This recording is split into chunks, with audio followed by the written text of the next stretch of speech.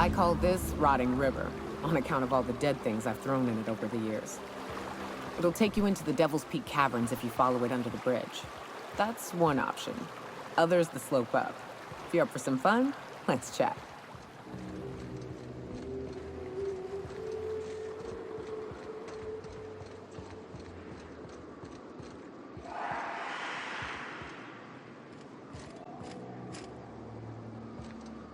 What's up?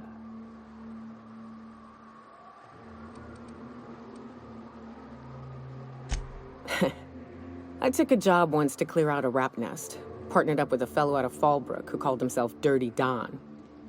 Bit on the shorter side. Had a penchant for cards. Thing is, he introduces himself and the man is immaculate. Clean. He had a flowery presence to him. A pleasantness that didn't invade your space. He was just there and you were glad for it. When we set out to hunt down the Raptidons, I found out firsthand where his nickname came from. Dirty Don killed those Raptidons with his bare hands. His bare fucking hands, Captain. He was a whirlwind of grotesque primal fury.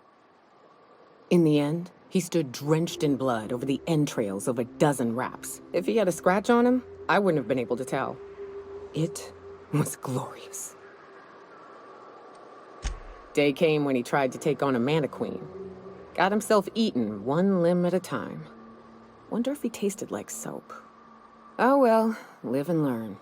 No matter how tough you are, if you're gonna fight something bigger than you, bring a firearm. What's up? What's with the pleasantries? You want to know something? Just ask. I didn't. I was born into security detail, and when the corporations abandoned this place, I stayed. I mean, I wasn't sent off to school like I should have been. I was born here, and my parents kept me. Raised under the monarch sky. Been breathing sulfur since I knew how to smell it. This place is all I know. I don't have a single spot I call home. Wherever I can sit in peace with a bottle is good enough for me. But yes, I've always been on Monarch. In a sense. My parents took off when the corporations did. I took to companionship with a few friends here for a time, but those days are long past. No, we weren't close. And before you ask, there ain't a story there. We just never saw eye to eye on the corporations. Drifted apart over time. It's fine. It ain't exactly easy to hitch a ride off planet, Captain. And besides, I hear Terra 2's all corporate. The way folks talk about the board and their ilk, think I prefer the beasts. Good. Right. We can take the caverns up, but if you ain't into spelunking, there's a path a little ways north. I'd warn you, it'll be a tough trek. Big bad's up on that hill. I'm game to hunt them if you are, but it'd be safer to stick to the caverns.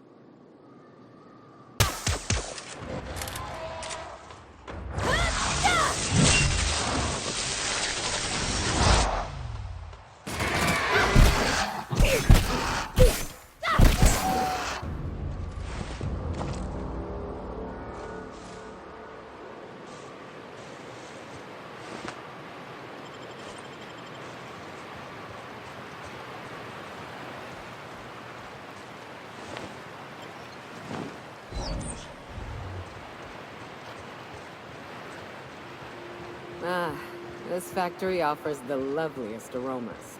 Like if you cook borscht over a sulfur pit.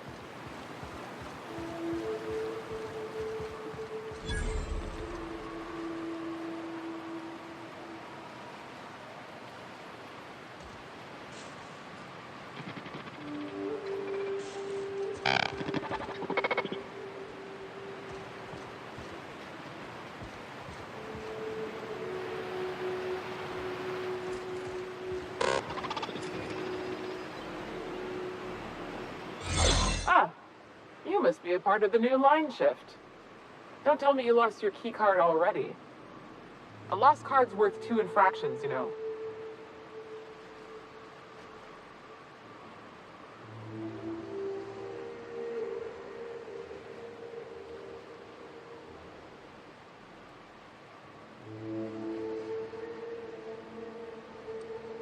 You know, I think I did hear something about that. All right, okay.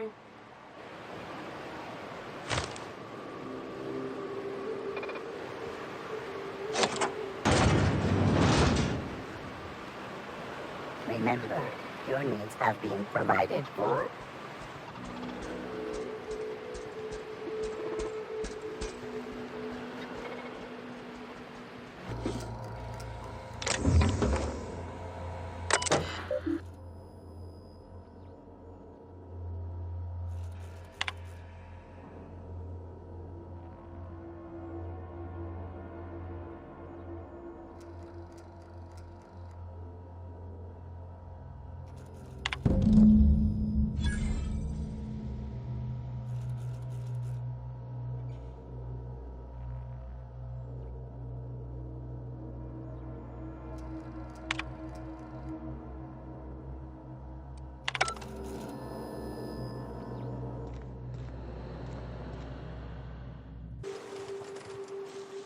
What's up? Let's see.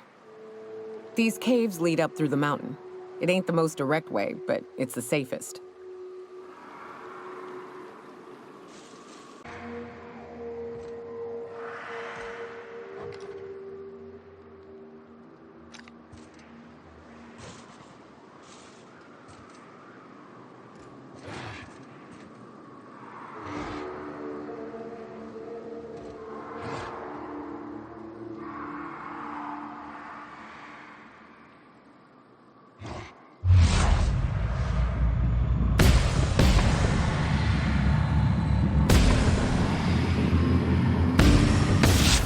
Isn't working!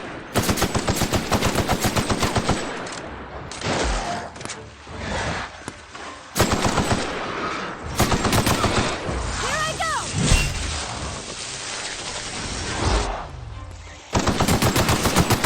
Nice one!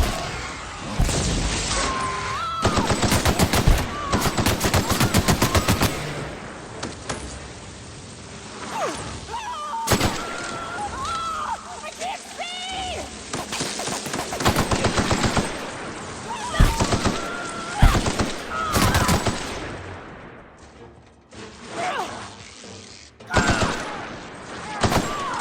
Oh, my eyes!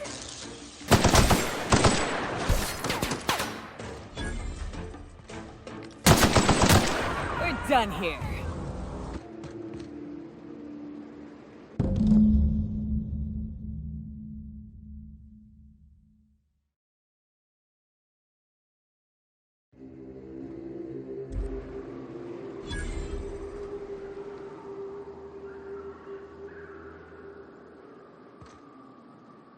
Hayes was the best self-sacrificing son of a saint I ever met. Halcyon is worse off without him. Now, if we're gonna lure the Manta Queen out, we'll need to find Rebecca and Anders. They took a UDL contract on Terra 2. We never heard from them again. Think it's time I call in a favor with Hiram. If anyone can track them down, it's him.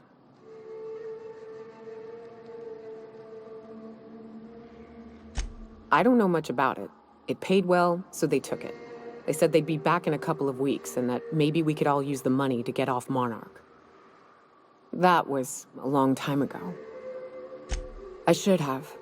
I really should have. But soon after they left, Hayes and the others died. And to be honest, after him, I stopped trying. Because it hurt like hell to do so.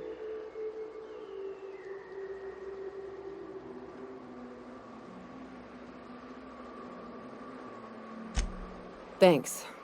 I'm still not convinced I won't come to regret it, but we've started down this path.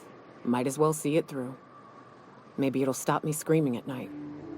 Now come on, let's make tracks before Hiram dies of old age.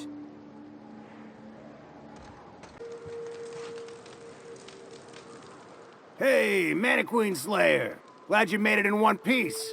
After all, not everyone's so lucky. Meet my corporate compliance crew. Then check out our weapons locker inside. I reckon you'll find something you like. Then we call it even between us.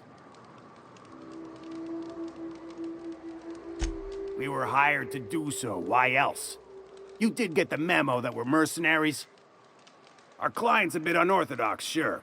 He calls himself the broker, and prefers the glow of a terminal to flesh and blood interaction. But I can't fault his work ethic. Our current gig's to stop, by means of lethal force, any creatures exiting the caverns, including but not limited to marauders, iconoclasts, and agents operating for the MSI. The corporate model is the oldest and most efficient, not to mention stable structure history has ever shown us. Plus, corporations got certain rights not entailed to individuals.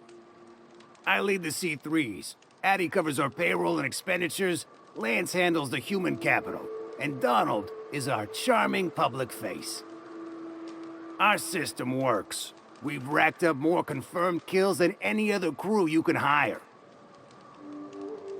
You drive a hard bargain, Mannequin Slayer. It don't make much financial sense for C3 to expend resources on any killing beyond the contract stipulations. As the Marauders didn't enter from the caves, the requirements are murky. At the same time, we do want to keep our client alive, until the payment's cleared. We recommended the client safeguard himself, so I don't expect that the main doors will be accessible. Find a way to open them, and we'll clear any hostiles on the inside. I'd best radio ahead for Joy and Hudson to prep for us. They'll be at the station entrance, ready with our finest auto mechanicals to assist you. C3s, prepare to move out.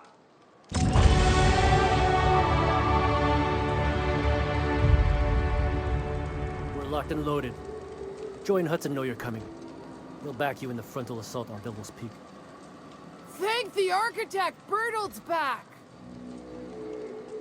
Got a problem? Maybe I can help. There you are. Boss man said you'd be up this way. Quick regroup before we shoot up the place? Fox radioed ahead. Said I'm to follow you. Provide whatever support you need. If those bastards start shooting, we'll join in. I gotta warn you, my girl Sunshine here is a tad trigger-happy. Of course, me and her will follow your lead. Just wanted you to know we wouldn't begrudge you of any violent inclinations.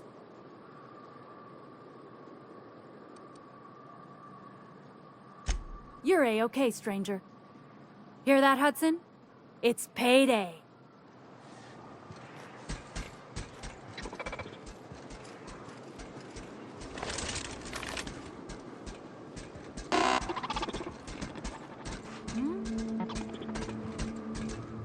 Huh? Thought I saw something. Performing on area sweep.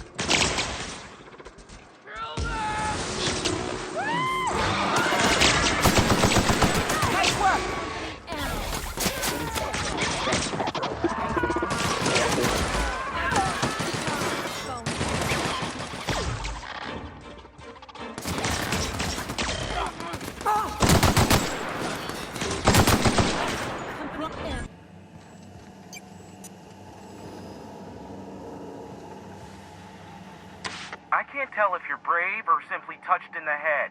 What in the galaxy are you doing sniffing around my station? Unless you are, in fact, trying to suicide by Marauder? And you, Nyoka, what are you doing lugging a stranger into my station? You could use the socialization, you son of a bitch. Also, he hired me. To what purpose? I happen to have some significant problems I am dealing with right now. Marauders, running out of purple-berry wine 3 days ago, not being able to bloody broadcast. No. We'll deal with information-related business later. As I said, there are bigger problems threatening my life and livelihood at this very moment. The Marauders want me dead. And since my hired hands have clearly turned idle, it appears I need you to clear out the threat. As my newest contractor, you may call me the Broker. Or we can call you Hiram, on account of that's your damn name, and doubly on the account of the Broker being a dumbass alternative. What? Everyone calls me that, aside from you. Oh, now they'll take action. It's about time, I tell you. I'm up to my neck in Marauders in here, which, by the by, they were supposed to prevent. I barricaded the broadcast center, but I can only hold out for so long. Clear the Marauders out, and I'll pay you double the going rate. They destroy the transmission equipment, and I'll be out of business. The elevator and doors to the second floor are back online. Hurry before I have to lock them down again. Too many, considering I hired a bunch of no-good mercs to keep them out in the first place.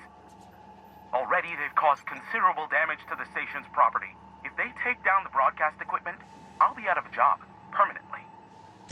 Aside from the bits I'll be paying you, you said you wanted something from me, something information-related. I'll give it to you, in person, once I'm safe.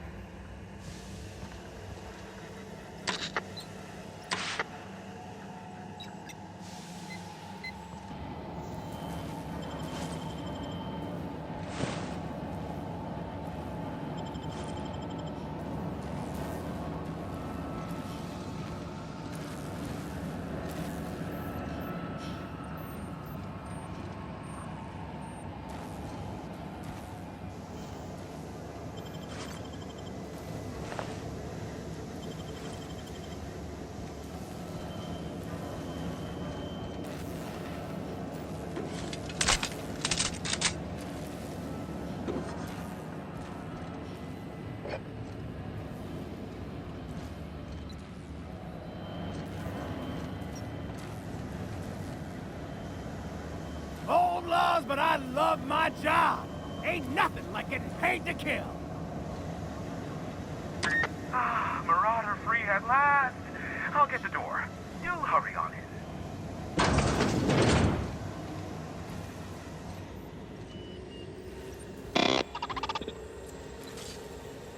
Never thought I'd be ecstatic at having the walls painted in blood, but seeing as it's not mine, I'd say this calls for a celebration.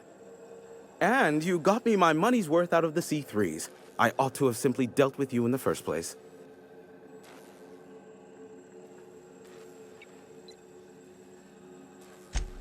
Oh no, my business is in trade, not owing others the burden of a favor. This ought to square our debt. One hefty payment for a highly valued service rendered. But, I admit, I do wonder why Nyoka has brought you to me. Allow me to pose my question in another manner. Why, in the nebula, are you here?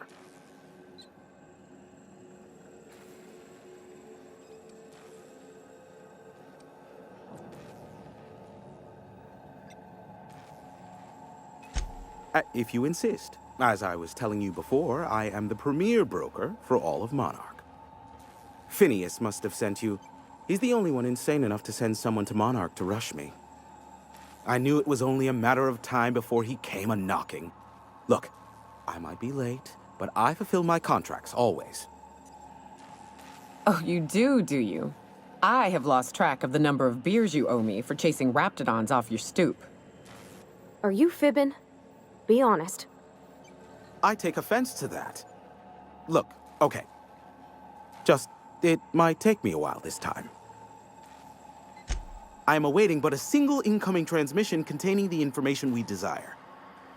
But MSI and the Iconoclasts are clogging the airwaves from Stellar Bay and Amber Heights.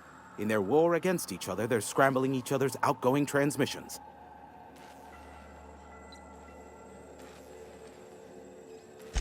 The bandwidth! There's too much blasted background noise. Nothing gets through but their local broadcasts. Which, of course, has inadvertently affected the incoming port and my livelihood.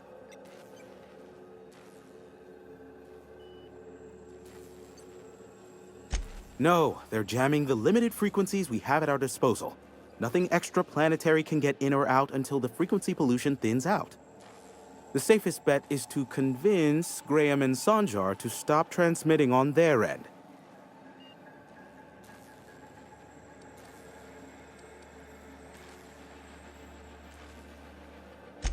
My former partner, Sanjar, transmits from his office in MSI's headquarters in the center of town.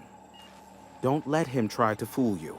While his messages might seem like gibberish, they are in reality coded business orders to off-world companies.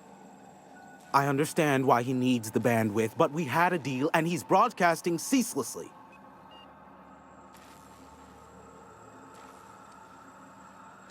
Amber Heights is one of the only surviving settlements outside of Stellar Bay. Graham Bryant and the Iconoclasts there got their hands on a working relay station. Now they're ceaselessly transmitting philosophist ramblings on my airwaves. Graham and his Iconoclasts believe anarchy is the way of life. Sanjar opposes it, as he's taking strides to corporatize Stellar Bay. You do that, I'll be here, waiting on the receiving end. Luck be with you. I have a feeling you'll be needing a pinch of it, plus a vat of patience.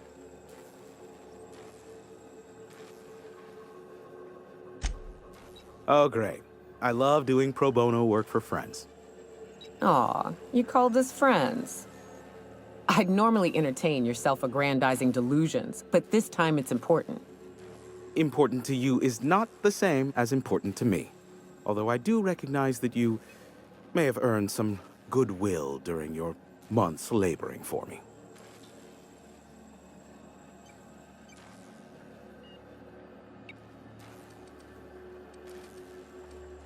Tug on my heartstrings, why don't you? Look, I'll do what I can, all right? Rebecca Hodges and Anders Wadsworth. They took a UDL contract back when Monarch went to shit, and I need to find them. I believe them to be on Terra too. If UDL hired 2 hunters back then, it would have been for creature clearing purposes, round 1 of their Spacer's Choice outposts. These are the coordinates for the outpost under the last UDL contract. Now scram. And, good luck. Is that a trick question? Because to answer it, you'd need to pay me. Of course, I could offer you a vastly more interesting bit of data instead. Try me. Ask me anything you'd like. I'll even offer it for free. We'll call it an exchange for your help with the broadcasts. Ask me what you will. There are so many members. Do specify. If you try to cite me on this, I will deny, deny, deny. Do you understand? What I am about to reveal is the sort of information that gets a body disappeared. MSI's ownership of Monarch is technically legal, but it would give MSI too much power on the board to grant them such status.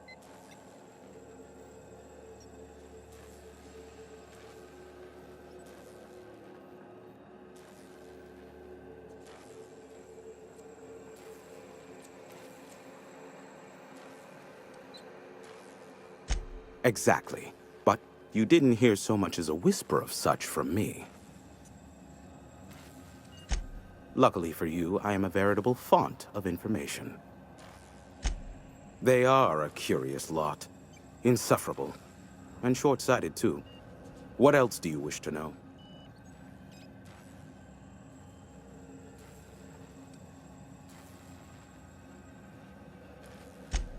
Some say Graham suffers from nightmares that leave him sweat-drenched and screaming. I would assume it stems from the friends and family he lost in Amber Heights all those years ago. Sanjar's not actually at fault for his past performance reviews, but he can keep hunting for loopholes to get back on the board for the next century. He'll never be reinstated. Not in his lifetime. For Nebula's sake, even with the loophole I gave him, he's only in charge of MSI because every other exec died during the massacre at Amber Heights. I gave Sanjar and Graham legal information that would allow MSI to own Terra 1 once the other corporations had abandoned the planet. The execs had their concerns, but before the matter could be resolved, pirates raided their homes in the night. You mean between MSI, the Iconoclasts, and myself? I bet neither of those megalomaniacs told you I was the true mastermind behind Monarch. Back when the colony was still Terra 1 and corporations were abandoning us left and right, I'm the one who approached Sanjar and Graham with the means to our salvation. I offered them a legal way to take control of the planet. If MSI were the only corporation here, they could claim sole ownership.